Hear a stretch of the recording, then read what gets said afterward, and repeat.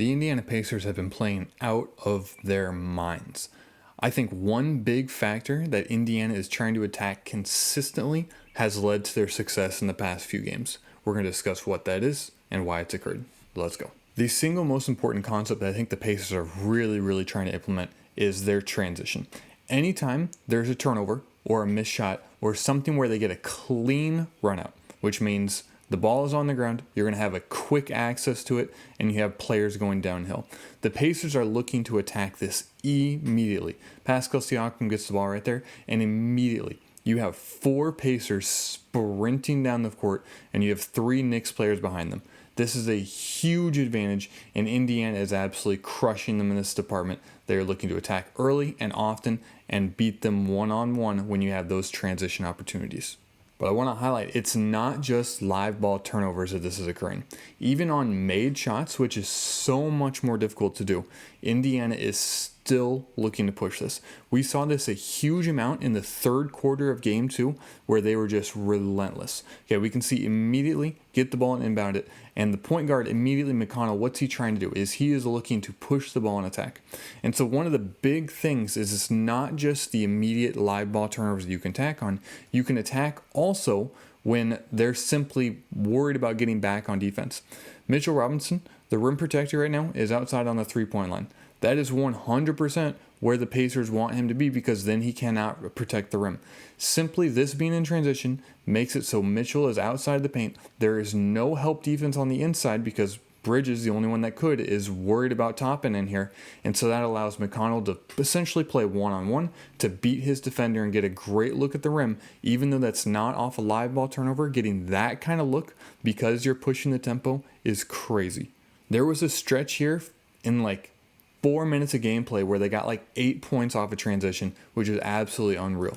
Boom, missed shot. What are the Pacers looking to do? They are looking to push immediately. McConnell gets the ball. He is flying downhill. Mitchell Robinson back here, honestly, I think he's gassed. I think he's been playing a huge amount, and it's a big body moving up and down the court. And I think he's having difficulty staying up with the Pacers players, especially the Pacers players that haven't been playing as much minutes, so they're probably fresher. McConnell's attacking immediately. Okay, so we have Pacers, we have 5-on-4 right now. We're going to look to flow through the offense and get opportunities coming downhill. Okay, so you have OG is in the right spot, Bridges in the right spot. Frankly, all of the defenders I think are doing the right thing, but I talked about this in one of the other videos too, having one cut and then the second cut is often quite open. So this cut right here, boom, he's going to come down here, he's going to take McBride out of the picture, get this defender out of here, and the next cut by Siakam is the one that we're watching. Boom. Brunson here he's worried about these 2 shooters out here. This player takes out McBride, and you have Siakam come right down the middle. A great look, absolutely tremendous transition offense. And then the second area that Indiana brings to the transition offense idea is not just with their inside attacks, whether they get layups at the rim, but they also bring it with their perimeter attacks. We can see instantly get that rebound pushing downhill again. Cat's lagging behind. Telling you, these big guys, Cat and Mitchell Robinson lagging behind, is something to watch as they get more and more tired throughout the series. So we have an opportunity over here. So with this, essentially Nesmith is going to have the advantage because he could rise up right now, and Cat realizes he needs to go aggressively. Okay, so Cat goes to contest this shot, and that's a lot of momentum to try and stop right there. Nesmith simply steps to the side, and as we saw at the end of game 1, very good shooter, and that's a great look in transition. As this shot is going to go up, what is the Pacers trying to do? Boom, Cat misses this, and they're looking to push immediately, get the rebound and outlet. One thing that I didn't realize going through these clips the first time of how many of them have a big guy trailing behind. I really think, looking back, I think that's going to be a crucial point here. So here the Knicks are all back. They're doing a good job if they're 5-on-4. However, the Pacers have shooters. They have them spaced around the floor. There's over here 3 with 2 defenders. What's Josh Hart supposed to do? He's got to come out here to contest Miles Turner, a good shooter, but that leaves Haliburton wide open in the corner. And Brunson gives good effort to close out there, but that's just way too much to ask for. Another great look. Again, we're looking for off the shot. What is Indiana going to do? Missed shot, they're looking for the rebound immediately. And in particular, we're watching Cat again. This is a reoccurring theme, Mitchell Robinson and Cat. Hey, Pascal Siakam and Cat are even right now. A lot of times is who's going to win this battle when you're trying to push whether you have momentum or not. And Siakam's like, he's winning that battle currently. So Haliburton brings it up, sees Siakam has the edge right here. Turner's doing a good job being physical on the inside. You have shooters spacing over here, so Brunson has a difficult time helping over, not to mention Siakam's simply athletic in the first place. But Brunson commits. Siakam's like, no worries, I'll just kick it right out. And boom, you have another great look in the corner, all from that pressure of Siakam creating originally. And even though he misses that, that's still a shot that Indiana 100% wants to take. And then finally, what I think is probably the crowning moment of this for Indiana is like, if they can do this in transition, they really, really understand what they're doing. So here, everyone's back. It's 5-on-5. I mean, Cat's kind of behind, but like he's not really behind. So it's 5-on-5. The Pacers still have an advantage though. And that advantage is who the Knicks have to match up with, simply because they're in transition. They couldn't pick and choose who they were guarding. And that's going to be Josh Hart. Normally we saw OG on Siakam, but Josh Hart has to pick him up because they're in transition right here.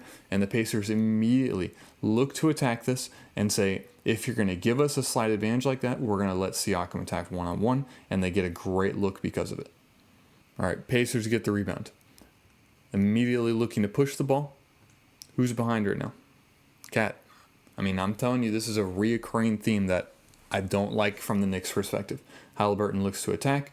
The Knicks, frankly, do a good job. Because Cat is so late getting back to this play, normally he would come over here to Miles Turner, but I guess he probably technically still could. But regardless, he goes over here to follow the ball because that's, what they're taught is pressure the ball. And so Brunson is like, oh, okay, well, Cat's here. We got to rotate behind to make sure somebody's not open. Frankly, everyone does the right thing. But now you have one-on-one, you have a point guard versus your big. And again, that's a matchup that Indiana 100% wants. And Nembhard gets a clean look at the free throw line. And one thing I really like that the Pacers are frankly doing is this pressure early. I think this just works to tire them out even more. And even though Brunson and Bridges aren't the ones that were lagging behind in transition, it makes the whole team just a little more tired because they have to play offense all the way down the court. I think that is beneficial if you're looking from Indiana's perspective. Boom, shot goes up. Indiana looking to transition immediately. Brunson is on the ground. That's not a good sign. Indiana is going to look to capitalize on that immediately. McConnell does a good job engaging the defense. Says, I'm attacking. You better adjust one way or the other. Now, he probably has Pascal right here, frankly, but he doesn't see him. That's fine. He's still going to look to take advantage. I like the attack right there. And simply, as Indiana is able to reset this ball, they're going to realize that they have this advantage. You can see Siakam right here. As soon as he realized that Toppin's not going to shoot that, he's like, okay, well, we have the advantage. Let's take advantage of it. Says this player, the big, get out of there. As Siakam tells him to clear out, Mitchell Robinson realizes that, well, he's not really guarding a shooter, so I can help off. The issue is he can't stay in the paint. So that's what Siakam is completely aware of. So one, he has the advantage on Brunson. Brunson's not going to be able to guard Siakam consistently one-on-one. Mitchell Robinson can't stay in the paint, so Siakam, the moment Mitchell starts backing up, he attacks. He doesn't wait while he doesn't attack while Mitchell's here, because then Mitchell can stay there. He's waiting until Robinson clears out and looks to attack. And I love the little shot fake, give Robinson up in the air, and another great look from Pascal because of transition.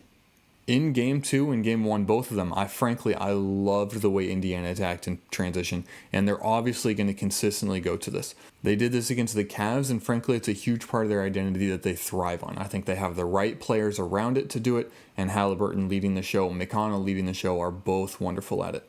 If you enjoyed, feel free to like and subscribe, and most importantly, have a blessed rest of your day.